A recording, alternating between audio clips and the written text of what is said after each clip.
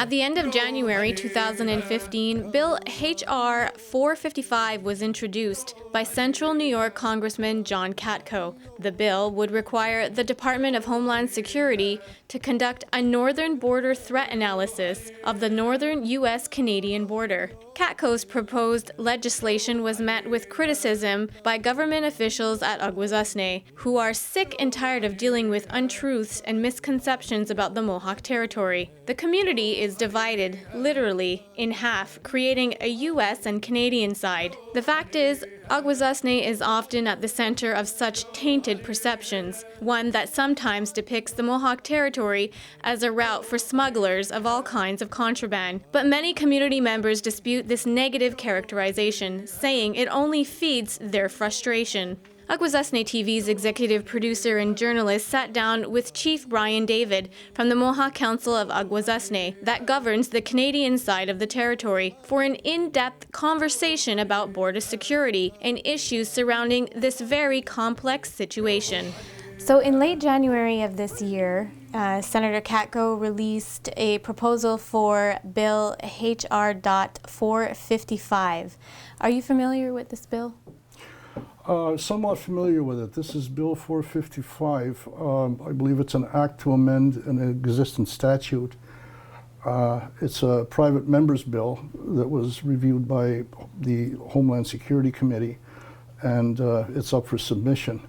The amendment, as I understand, relates primarily to a proposal to conduct a risk security assessment of the northern borders. Mm-hmm. What are your thoughts on this bill? I have mixed feelings about it. I can see where naturally there's a temptation to do a risk assessment of the north. What I don't know is if there's any data on it that was done previously. Has there ever been a risk assessment? It might be needed, might not. The reason I say maybe is because of the 9 Mile Point nuclear power station. There are some strategic sites out in that neck of the woods. There's the Army base out in Watertown. There's the airport, huge airport out in Syracuse. There are the ports out in Lake Ontario. Now, so there's definitely some concerns in that area, some security concerns. So I can kind of see that aspect of it. Now, the bothersome part is that it's the kind of security assessment that one might do for the southern border. Okay, the southern border being between Mexico and the United States. It's a different situation. Right. Entirely different situation. And I wouldn't want the North Country to be taken to say, well, that's analogous to the southern border. It's not. It's entirely different people, different circumstance. Geography is very different. Geography is entirely different. So there's that aspect of it. Now, the other part of it is this, is that if we're going to do some type of a risk assessment, we don't start off with a risk assessment with a presumption or a statement in the press basically saying, oh, by the way, Akwesasne is there, and you know Akwesasne, contraband, terrorists, okay? And those are all unsubstantiated. I haven't seen any documentation or any report that, how would you say, that provides unqualified information that says, it conclusively says that this has happened and will continue to happen. The other part is this, the Akwesasne, as a community and certainly as a territory, doesn't stop at the power dam. It goes beyond that. It goes right down into the Augsburg area, right down into the Gananoque area, indeed right down into the Thousand Island area. So when we're talking of risk assessment, whose territory are you assessing? Okay, and what is it that you're looking for? Now, what isn't mentioned and causes concern a bit is why we're doing this. The Canadian government just last year put out $90 million in an envelope towards information security. and it went directly to law enforcement at a time when we were talking about investing money into economic development, into rebuilding economies. Are you referring to C-10, Bill C-10? And it's Stephen Harper's omnibus bill, or that's a bit different. Bill C-10 is on trafficking. On trafficking and contraband. And contraband. Yeah. Okay. And then you had the larger bill this is that the larger looked at bill the here. crime and. So is that you're referencing that one, or? No, I'm referencing the actual allotment of $90 million to the RCMP to combat, well, actually, I thought it was to combat contraband. And when I spoke to law enforcement authorities, they said, actually, no, it was going to be completely dedicated to upgrading their surveillance capacity.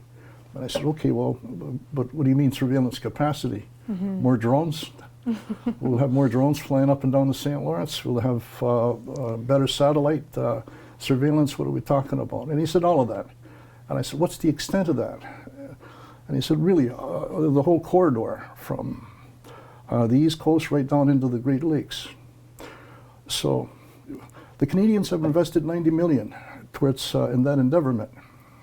So they're going to be collecting all kinds of information. And I'm wondering if this bill right here is looking to duplicate what the Canadians are doing. There's been no mention of that, and I'm not certain they're even aware of it. I'm sure they're aware of it, but I'm not sure how it interlinks and how it intertwines. And that leads to the third thing, and that's basically, if I have all of these questions, there's a problem. I shouldn't have all of these questions. Well, that was one of my questions. I should have information. Exactly. Where at some point was the Mohawk Council of Akwesasne consulted? Do you feel that this community is often the scapegoat for politicians who may want to push their own political agenda, or use it as an excuse, if you will? Well, I'm not going to personalize it and say that was a personal political agenda for the CATCO bill. Or for the representative himself. I don't know what his motive is. It might have been a pure motive. I don't know. But you know, if you take a look at the history, it wasn't that long ago when the Twin Towers basically fell. Okay, media caught a hold of it, and right away the fingers were pointing at Akwesasne. They said those people that dropped those Twin Towers. Okay, the people in Akwesasne, those Akwesasne Mohawks helped them go across the territory, and that's where they went. They came across Akwesasne territory, they went down to New York City, they planted those bombs, and Twin Towers went down. And you know what? That created a horrible, horrible image all across the country. Right. It took us years to dispel that. I remember a couple of years later, I was traveling across customs, and it was a new customs officer, and this was on the American portion. And he started asking all kinds of onerous questions, and they were silly questions. And I knew he was just trying to get a rise, and I told him, I said, hold it. I said, let me tell you something you might not be aware of. I said, those people that took down the towers didn't come through Akwesasne. It's been shown that. I said, we don't transport terrorists. We also don't take down towers. I said, we build them. I said, the people that built those towers, they were from Akwesasne, they were from Kanawake, and they were from Kanasadaga. That's what we do, we build. We built those towers. Why in God's name would we take them down? Why would we assist in taking them down? That's not in our conscience. That's something totally foreign to us. We build. I said something else you probably don't know. The first responders at that site, it wasn't the New York Fire Department. It wasn't. There were Mohawk iron workers that were working in and around that area. Right. They were the first on the scene. They were the first taking out the bodies. They were out there cutting that iron apart with no masks, with no protective equipment. They were out working in all of that dust, trying to get whatever they could, the survivors, and they were out there working 12, 14-hour days, 16-hour days without any protective equipment, without any support. And they did that just because it was the right thing to do. They know what the right thing to do is. You know, that customs officer took a look at me and he put his head down. He said, I'm sorry. I didn't know that. I said, that's the problem. You don't know. Where do you think that information came from? At what point did the media get a hold of this and decide to go with this story that, you know, those terrorists that were involved in 9/11 came through Akwesasne? Like, where did that come from? Do you know? Are you aware? I wish I could find it. I wish I had the capacity that we could find that little place in geography we call North America and say it came from here. Let's go there and let's fix it. Okay. But even the ideology, where would one come up with that concept in mass media, so to speak, and where everybody is reporting on that for weeks that they came through Akwesasne? What was the reasoning behind it, if you can recall? I don't recall at the time. I know there was a lot of emotion, there was a lot of fear, it was fear-driven. It was a very fearful time. People were looking for answers. They were looking for anything that seemed to make sense, that they could hang on to. Because there were a lot of people, remember, there were a lot of people that died of very traumatic. Okay, I remember seeing the crash itself. I was working at I was the director for the Department of Justice at the time. And they pulled me out of a meeting to see this, 10:30, 11 o'clock in the morning. And I looked at it and I thought it was a movie. And they said, no, this is real.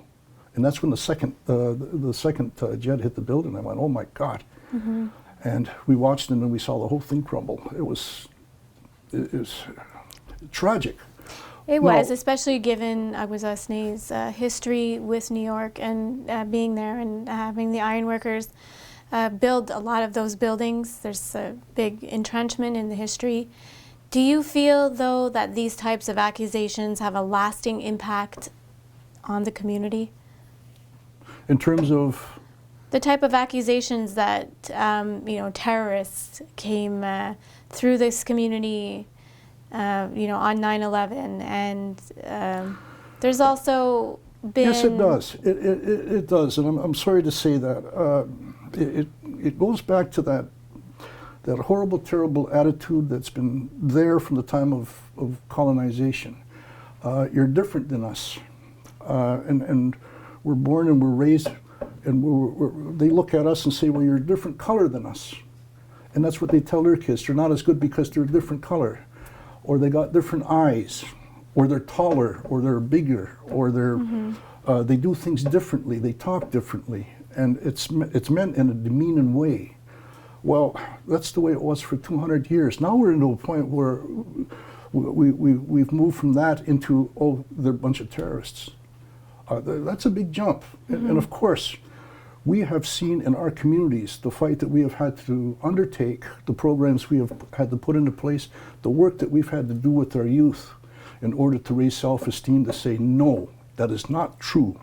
Okay, you are a valued human being. You are the original human being. There's a lot that you have to be proud of. Okay, if we study the culture, the language, all of those things that they are putting down are the things that you should be proud of.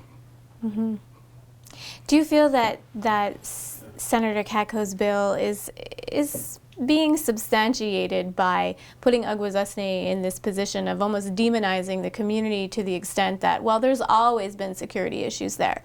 There is smuggling that happens. There is a lot of these issues, so therefore this is why this security analysis is needed. How do you feel about that?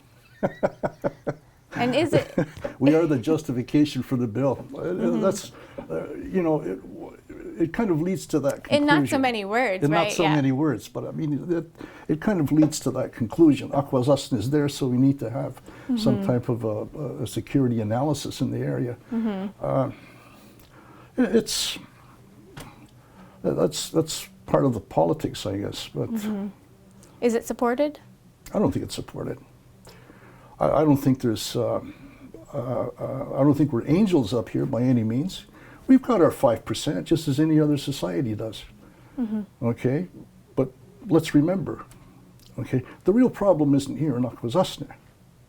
If you're talking about problems with contraband and issues of that sort, there are areas, if you look at the statistics, they've got a real problem in Vancouver and Seattle. I mean, that's the hot spot. I mean, we've got nothing on Vancouver and Seattle. We've got nothing on Windsor. We've got nothing on Wolf Island, in that neck of the woods. It's just that we happen to be Mohawk, Okay? And sovereign. And sovereign.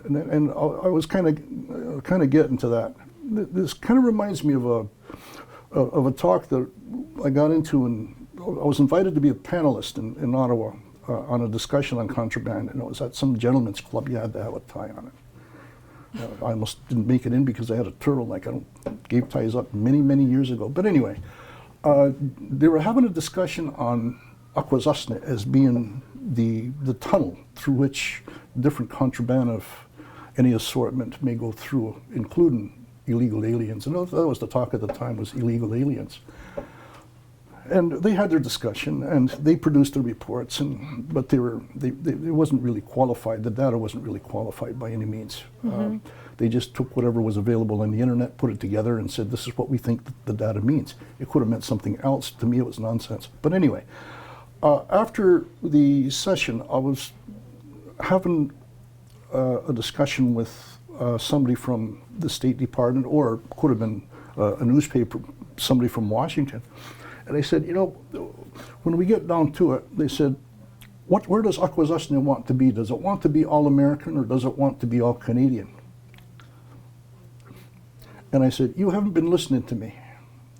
You haven't been listening to my presentation. I said, this is one territory. We have our own history. We have our own culture. We have our own heritage. And we have our own language. And he said, you're asking to be sovereign. You're asking to be a sovereign territory. I said, I never said that. I never said sovereign. And I said, but if I were, what would be the problem? He said, that's insane. That can't be done. It's insane. I said, what is so insane about it?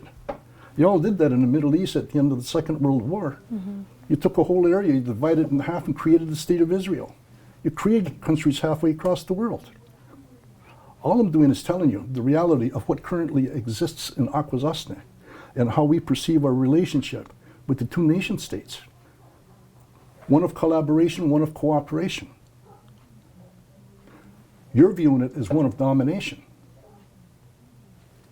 Maybe at some point we'll get over that. But we need to have talks about that. We need to have discussions around it. Correct. I agree. Where is the status of this bill now? Do you know? Or? I don't know the status of the bill as of the present. I think it has to be re-examined by the Secretary of Homeland Security. And then it goes into the House. And at that point, I'm kind of anticipating that it will go within the House. It'll go into committee. At that point, is there any committee ring. Is there any consultation with the community at this point, like in terms of it affecting Akwesasne, and does the Mohawk Council or the St-Regis Mohawk tribe have to sign, because of the way that your borders are here? Does it have to be supported by this community in order for this security analysis to happen? I don't think it needs to be supported by this community. I mean, technically, this can go before the House. They can pass it. It becomes part of the new statute. They then begin collecting information. It's implemented. It goes to the Secretary of Homeland Security. He then will say, yes, this is an act, an amendment. I accept the amendment, and I will conduct the necessary action. It's up to him at that point to determine how and when he wants to do it. And I think the kind of consultation we're talking about is at that point when we're talking about the how he wants to approach it at that particular time. If he thinks that it's maybe in his best interest, in order to create a more wholesome report, to do consultation at least at our levels, at both levels of government, both with the tribe and with the Mohawk Council, seeing the complexity of the situation here, it would probably be in his interest to do so. Is there anything else you feel is important to add on this issue? Where do you go from here? Where does the Mohawk Council go from here? Because this issue is not going away. This is a security analysis is one thing. The security analysis is one thing. Yeah. I think in the longer term, what we would like to see is a more tangible relationship with Washington and with Ottawa. And we shouldn't be impeded by Ottawa to say you can't talk to Washington, okay? Because I think Washington has legitimate issues, okay, that it needs to have addressed, and I think we're part of the solution. When you look at border security in this neck of the woods, by definition, you are talking about the St. Lawrence River. You're talking about a portion that's quote unquote north of the international line and a portion that's south of the international line. But it's also within the traditional territory or the territory of the Mohawks of Akwesasne. Now, when you have that type of a formula, that type of a dynamic coming up, it would seem to me that it would make most sense to sit down at the table to say, how can we help you? If the objective is to increase, or how would you say to decrease, the risk of criminal and terrorist presence in the St. Lawrence River, then it would seem to me to make sense to increase Mohawk presence in those portions of the river system, to increase traditional and customary activities, which we're prepared to talk about, to increase patrols. One of the things I don't want to see is the establishment of a new military state, where we're placed into a position where we cannot carry on our daily activities in a normal setting. We don't want to see that, and we're beginning to see the fringes of that now. We know that there are a lot of border patrol. There's a huge installation, a border patrol installation just east of us, and there's a huge installation west of us. Up until now, they haven't really interfered too much into daily activity. When we get to river activity, if we want to step the security issues up a couple of steps, okay, and if it becomes more aggressive, we think that we need to be part of the solution. And we need to begin thinking about how we can formulate the relationship to make that happen. Simply saying, are you going to be all American or all Canadian isn't going to get it. That just isn't going to happen. That's not part of our political reality. It isn't. Okay. Well, thank you for your time. Thank you. I appreciate it. When asked for comment in regards to Congressman John Katko's proposed bill, this is what St-Regis Mohawk Tribal Council had to say. As the U.S. federally recognized government in Akwesasne, the Tribal Council used the political process to obtain a meeting with U.S. Representative John Katko on Wednesday, February 25, 2015. It was an opportunity for Council to inform the Congressman that we have been, and continue to, take measures in securing and protecting our borders. It was accompanied with a request for support to help us maintain border integrity and cooperative working relationships we have with outside enforcement agencies.